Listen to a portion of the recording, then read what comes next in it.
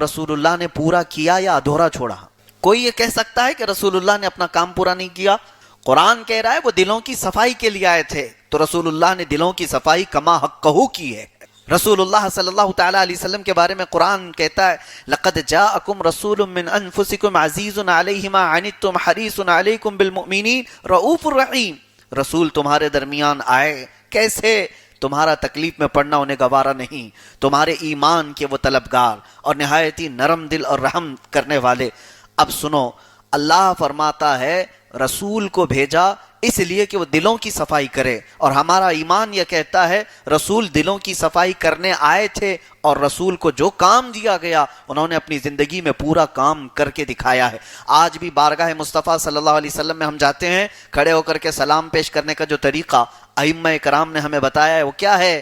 اشہد انک قد بلغت الرسالۃ وادیت الامانۃ ونصحت الامۃ یا رسول اللہ صلی اللہ علیہ وسلم۔ حضور کو جب سلام پیش کرتے ہیں نا، پہلے تو آپ درود پڑھیں، الصلاۃ والسلام علیک ایھا النبی یا اللہم صلی علی سیدنا محمد، جو بھی درود پڑھیں اس کے بعد یہ کہنا ہے حضور کے قبر انور کے پاس کھڑے ہو کر اشہد انک قد بلغت الرسالہ، میں گواہی دیتا ہوں کہ آپ نے اپنا پیغام پورا پہنچایا ہے۔ گواہی دیتے ہو کہ نہیں؟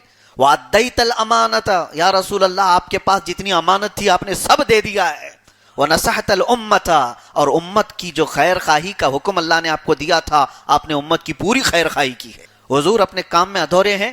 کسی کا ایمان ہے، کسی کا عقیدہ ہے، کسی کا یقین ہے یا شک ہے کہ رسول اللہ نے اپنے کام میں کوئی نقص کوئی باقی رکھا ہو؟ ارے وہی ایک انسان کامل ہیں جنہوں نے اپنے کام پورے کیے ہیں۔ دنیا اپنے کام ادھورے چھوڑ کر جا سکتی ہے، لیکن اللہ نے جس رسول کو بھیجا اور اس کی گواہی اور ایک جگہ سے میں آپ کو بتاتا ہوں۔ یہ تو بات ہوئی حضور پاک صلی اللہ علیہ وسلم کے بارے میں ہمارے جذبات، ہم کہہ رہے ہیں، لیکن چلو ہمارے جذبات اپنی جگہ پر، ہمارا ایمان یہ تو کہتا ہے کہ حضور نے اپنا کام پورا کیا، لیکن قرآن بھی تو کہتا ہے، قرآن خود کہتا ہے الیوم اکملت لکم دینکم واتممت علیکم نعمتی، اے رسول آج کے دن میں نے اپنا دین مکمل کر دیا ہے۔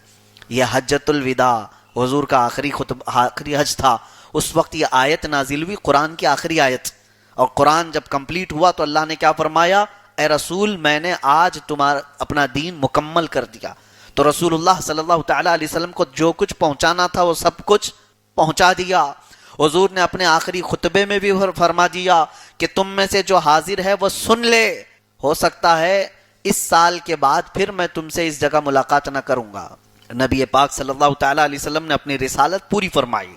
اب سنو، حضور کے کاموں میں ایک کام تھا تزکیہ، دلوں کی صفائی کرنا، تو حضور نے وہ کام پورا کیا کہ نہیں کیا؟ رسول کریم صلی اللہ تعالی علیہ وسلم نے دلوں کی صفائی پوری فرمائی، اور کس کی صفائی فرمائی؟ یہی صحابہ کرام کی، جو حضور کے درمیان تھے، حضور پاک صلی اللہ تعالی علیہ وسلم کے آس پاس تھے، ان کے دلوں کو رسول اللہ نے ایسا صاف کیا کہ قرآن اب اس کی گواہی دیتا ہے، کیا؟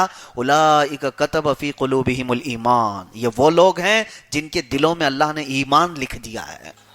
صحابہ کے بارے میں قرآن کیا کہتا ہے؟ یہ وہ لوگ ہیں جن کے دلوں میں اللہ نے ایمان لکھ دیا۔ وَأَيَّدَهُمْ بِرُوحٍ مِّنْهُ، اور ان کی مدد کرتا ہے اللہ تعالیٰ جبرائیل امین کے ذریعے سے۔ وَيُدْخِلُهُمْ فِي جَنَّاتٍ تَجْرِي مِن تَحْتِهَا الْأَنْهَارُ خَالِدِينَ فِيهَا، اور رب تعالیٰ ان کو جنتوں میں داخل کرے گا، ان باغات میں داخل کرے گا جن کے نیچے نہریں بہ رہی ہوں ہمیشہ کے لیے۔ اور آگے رب تعالیٰ کیا فرماتا ہے؟ رضی اللہ عنہم ورضوا عنہ، اللہ ان سب سے راضی ہوا اور یہ اللہ سے راضی ہیں۔ یہ جملہ کس کے لیے ہے؟ یہ جملہ کس کے لیے ہے؟ صحابہ کرام کے لیے۔ توجہ چاہتا ہوں، اہل بیت الگ نہیں ہے، پہلے یہ آپ میری پوری تمہید سن لیں، ہمارا مدعا بعد میں ہے، یہ تمہید میں عرض کر رہا ہوں۔ اور رب تعالیٰ فرماتا اولئک حزب اللہ، یہ اللہ کی جماعت ہے۔ حزب اللہ کس کو کہتے ہیں؟ اللہ کی جماعت، ہاں وہ نہیں جو لبنان میں لڑ رہی ہے، انہوں نے نام رکھ لیا ہے حزب اللہ، قرآن کا یہ ورڈ ہے۔ اللہ تعالیٰ فرماتا ہے یہ صحابہ کرام کے بارے میں ہے، اللہ فرماتا ہے کہ وہ اللہ کی جماعت ہے، اور ساتھ میں اللہ یہ بھی فرما رہا ہے اللہ کی جماعت ہے تو ہلکے میں مت لو، الا ان حزب اللہ هم المفلحون، خبردار اللہ کی جماعت ہی کامیاب ہو کر رہے گی۔ یہ آیت پوری سمجھ میں آئی؟ یہ کس کے بارے میں ہے؟ صحابہ کرام کے بارے میں، جن صحابہ کے بارے میں قرآن کہتا ہے کہ ان کے دلوں میں اللہ نے ایمان لکھ دیا، جن کے بارے میں اللہ فرما رہا ہے، اور جن کے دلوں کو رسول اللہ نے صاف کر دیا تھا۔ 1400 سال بعد کے کیڑے کہتے ہیں کہ ان کے اندر کجی تھی، ان کے اندر دشمنیاں تھی. مجھے بتاؤ اس کی سنو گے کہ قرآن کی سنو گے؟ قرآن کہتا ہے کہ ان کے دلوں میں ایمان لکھ دیا، اور رسول اللہ نے جن کی صفائی کی. آج میرے عزیزو کبھی کسی کو تان و تشنی کرنا ہوتا ہے نا، لوگوں کو ہمارے کسی شاگرد کو دیکھ کر کے وہ اس کی برائیاں نہیں کہتے. کسی بھی ہمارے شاگرد کو تھوڑا بہت ادھر ادھر الٹا پلٹا کرتے ہوئے دیکھا تو سیدھے کہتے ہیں کہ تیرے استاد نے کیا سکھایا تجھے، سیدھے استاد کی طرف چلے جائیں گے. مرید کو دیکھ کر کے لوگ پیر کو کہتے ہیں کیا تیرے پیر صاحب نے یہی سکھایا ہے. اگر صحابہ کرام غلط ہوتے تو سیدھے رسول اللہ کی تعلیم پر سوال آتا. اگر صحابہ کرام میں آپس میں دشمنیاں ہوتی تو پھر رسول اللہ کے آنے کا مقصد ہی نہیں پورا ہوتا. اللہ کے نبی صلی اللہ تعالی علیہ وسلم نے ان کے دلوں کو پاک کیا، صاف کیا. ہاں چھوٹی موٹی چیزیں جو دکھتی ہیں نا، یہ جو لوگ لے کے آتے ہیں کتابوں سے کہ ان سے ہوا، ارے بشری تقاضا ہے انسان کا. انسان ہونے کے ناطے کچھ نہ کچھ چیزیں ہوتی رہتی ہیں. تم نے اپنے گھر میں، یا بہت سارے لوگ 25 سال کے ہو گئے ہوں گے، 25 سال سے تو اپنے ماں باپ کو دیکھ رہے ہیں، 25 سال سے اپنے ماں باپ کو دیکھ رہے ہیں.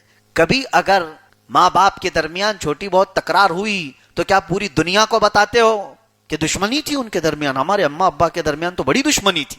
تمہیں پتا ہے روز مرہ ہونے والی چیزوں میں یہ چھوٹی ڈانٹ ڈپٹ ہوا کرتی تھی، ورنہ 25 سالوں میں تو اکثر حصہ ان کا محبت میں گزرا ہے. محبت میں نہ گزرا ہوتا تو تم دنیا میں ہی نہیں ہوتے ہیں. دشمنی میں کون سا بچہ پیدا ہوتا ہے؟ اور یہ تو میں مثال بتا رہا ہوں تقریب فہم کے لیے.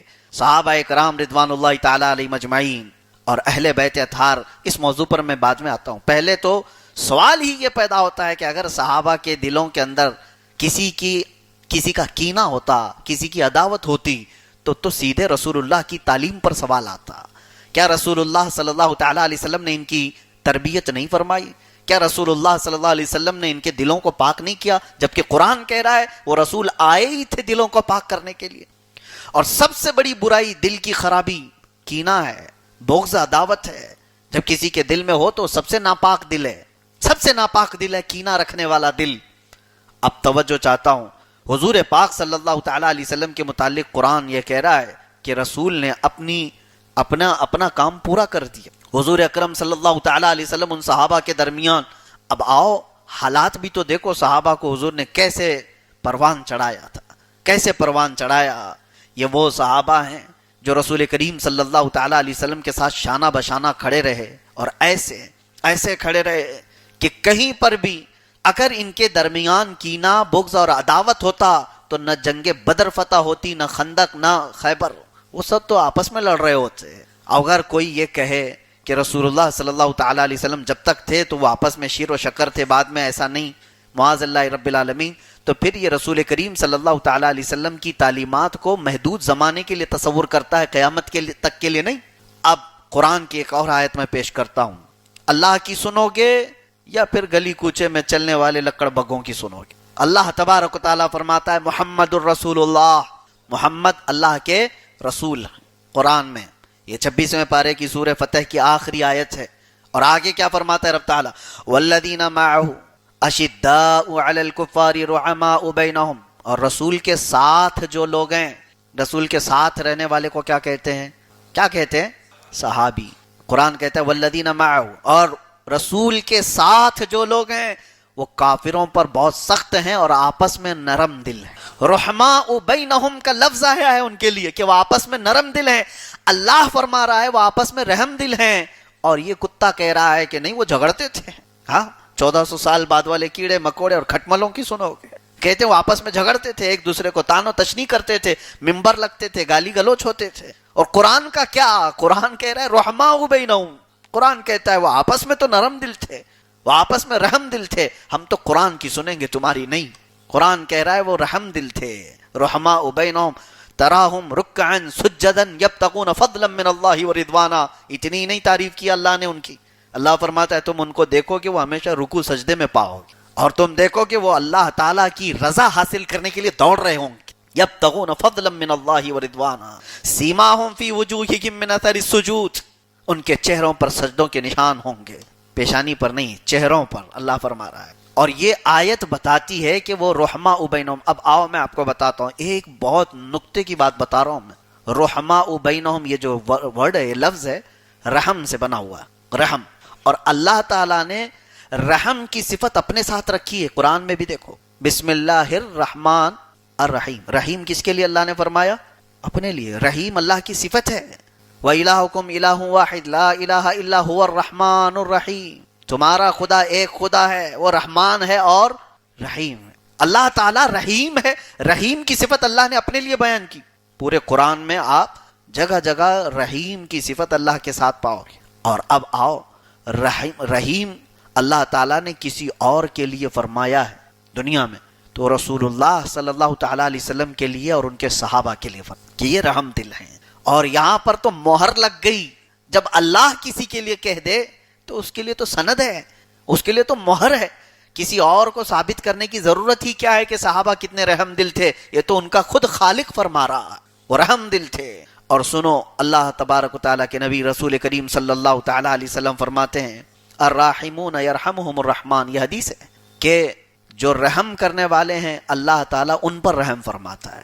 من لا یرحم لا یرحم. حدیث ہے, جو رحم نہیں کرتا اس پر رحم نہیں ہوتا, جو رحم نہیں کرتا اس پر رحم نہیں کیا جاتا. اب قرآن میں اللہ تعالیٰ فرماتا ہے, سنو ایک اور آیت میں پڑھتا ہوں, آپ ہمیشہ یہ پڑھتے ہوں گے انا للہ, یہ دوسرے پارے کی آیت ہے, لمبی آیت ہے. اس میں اللہ تعالیٰ فرماتا ہے الذین اذا اصابتہم مصیبت, جب ان لوگوں کو مصیبت پہنچتی ہے.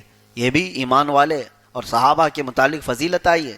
قالو, وہ یہ کہتے ہیں ہم اللہ کے لیے اور اللہ کی طرف لوٹنے والے ہیں. کیا کہتے ہیں؟ وہ یہی کہتے ہیں الذین اذا اصابتہم مصیبت قالوا انا للہ وانا الیہ راجعون. یہ صحابہ کرام رضوان اللہ تعالیٰ علیہم کے بارے میں فرمایا. اور دوسری جگہ رب تعالیٰ فرماتا ہے جو یہ کہنے والے لوگ ہیں ان کو اللہ فرماتا اولئک ھم المہتدون. یہ وہی لوگ ہیں جن کو اللہ ہدایت دے چکا ہے. اللہ تعالیٰ ان کو ہدایت دے چکا ہے. رب تعالیٰ فرما رہا ہے وہ ہدایت پر ہیں, رب تعالیٰ فرما رہا ہے وہ رحم دل ہیں. اور دنیا, یہ آج کے لوگ یہ کہہ رہے ہیں کہ نہیں وہ جھگڑتے تھے, نہیں ان کے درمیان جبکلش تھی, نہیں ان کے درمیان حسد تھا. کس کی سننا ہے آپ کو؟ آج مجھے آپ کو اس موضوع پر پورا سنا کر کے جانا ہے. میں حدیثیں بھی سب, قرآن کی آیتیں بھی سب آپ کے سامنے رکھتا ہوں. اللہ تعالیٰ قرآن میں فرما رہا ہے والذین جاءوا من بعدهم یقولون ربنا اغفر لنا ولاخواننا الذین سبقونا بالایمان. یہ وہ لوگ ہیں جو یہ کہتے ہیں, یعنی اے ہمارے رب ہمارے بھائیوں کے لیے. یہ صحابہ کی دعا ہے. کیا کہتے تھے؟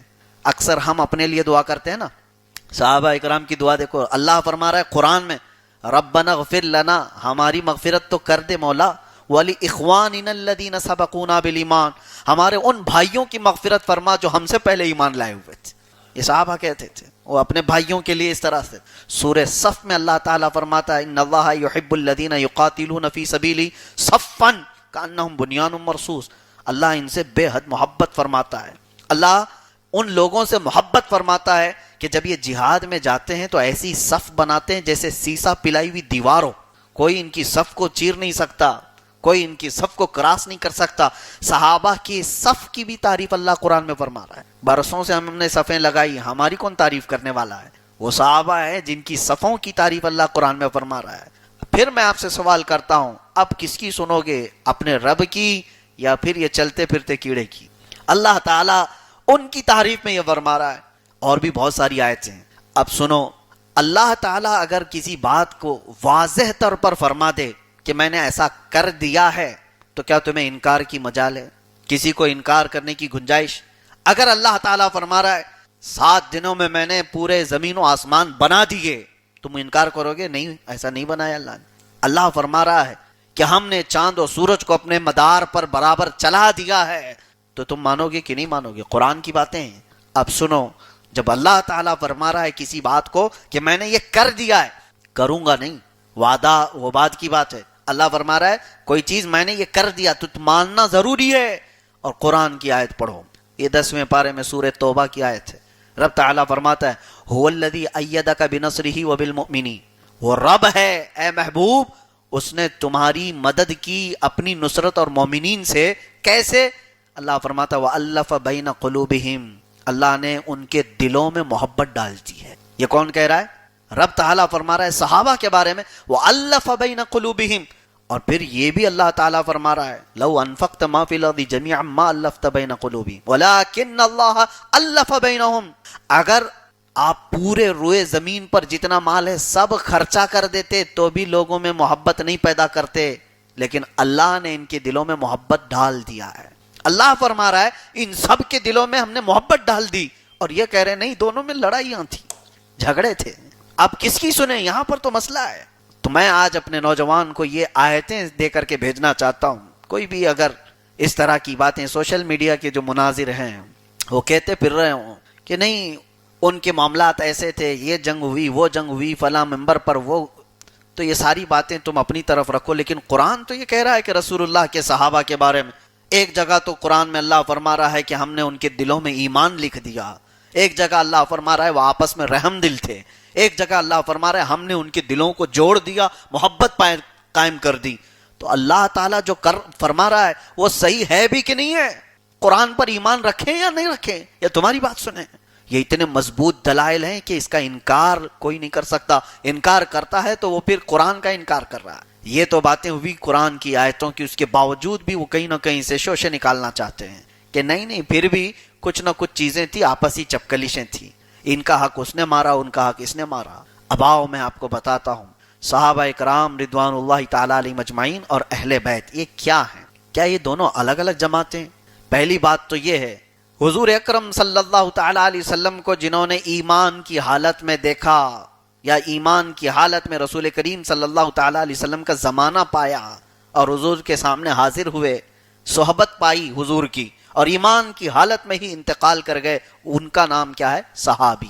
حضور اکرم صلی اللہ تعالیٰ علیہ وسلم کو ایمان کی حالت میں دیکھا، ویسے دیکھنے والے تو ابو جہل بھی ہیں، ابو لہب بھی ہے، وہ ایمان کی حالت میں نہیں دیکھا ہے اور مرا بھی کفر کی حالت میں۔ ایمان کی حالت میں رسول اللہ صلی اللہ علیہ وسلم کو پایا ہو، یہ صحبت پائی ہو۔ دیکھنے کا لفظ بھی بہت سارے ائمہ اکرام نے فرمایا یہ ضروری نہیں ہے، کچھ نابینا صحابی بھی تھے، ان کی آنکھیں نہیں تھی لیکن صحابی ہیں، وہ اس لیے تعریف یہ ہے کہ رسول اللہ کا زمانہ پایا ہو، صحبت پائی ہو، حضور کے پاس آئے ہوں۔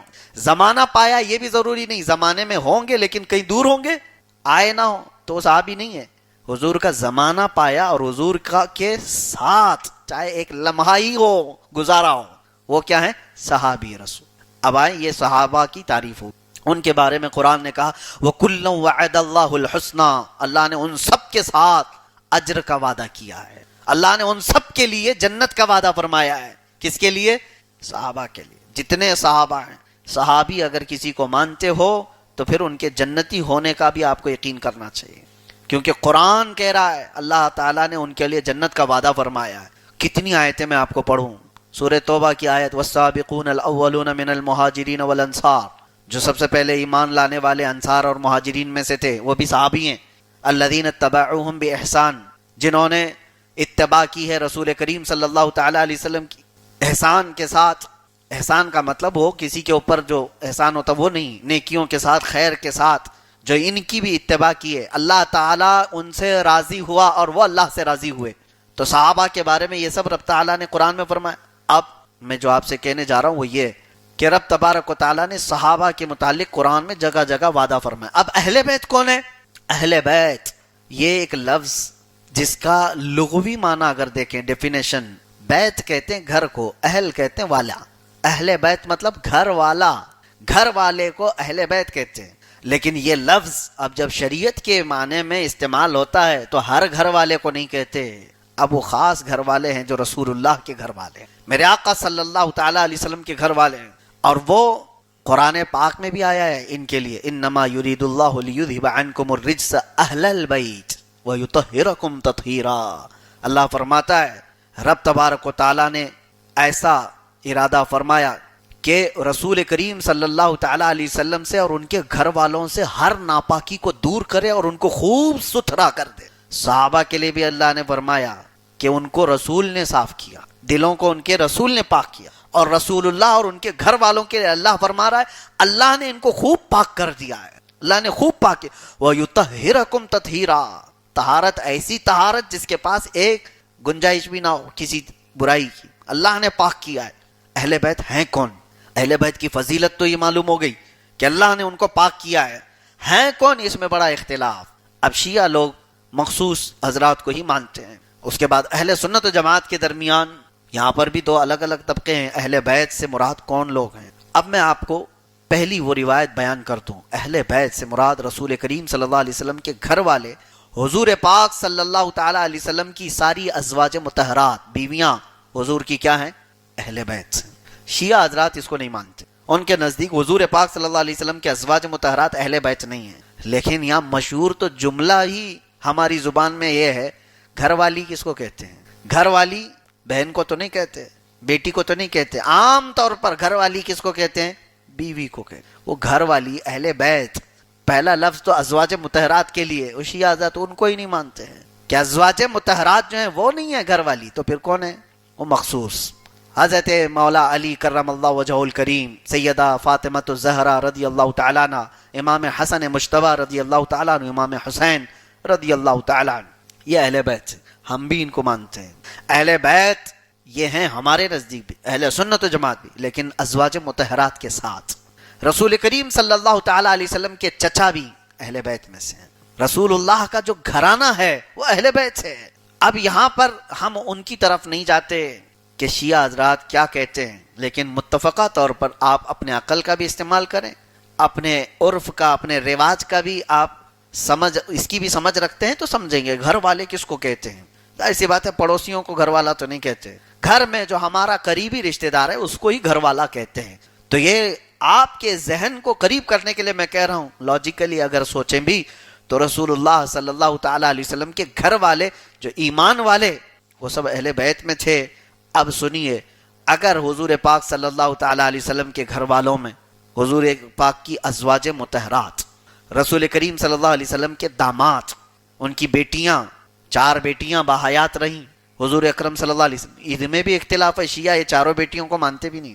بہت سارے شیعوں میں الگ فرقے ہیں, کچھ غلات ہیں, غالی ہیں, اور کچھ جو ہے ایسے کہ وہ غالی نہیں ہیں, سمجھنا چاہتے ہیں, تو ان کے نزدیک بھی اختلاف ہے. تو 4 بیٹیوں میں سب کو نہیں تسلیم کرتے, صرف حضرت فاطمہ رضی اللہ تعالیٰ عنہ کے متعلق کہتے ہیں کہ وہ حضور کی ایک ہی بیٹی تھی. بہرحال یہ موضوع الگ.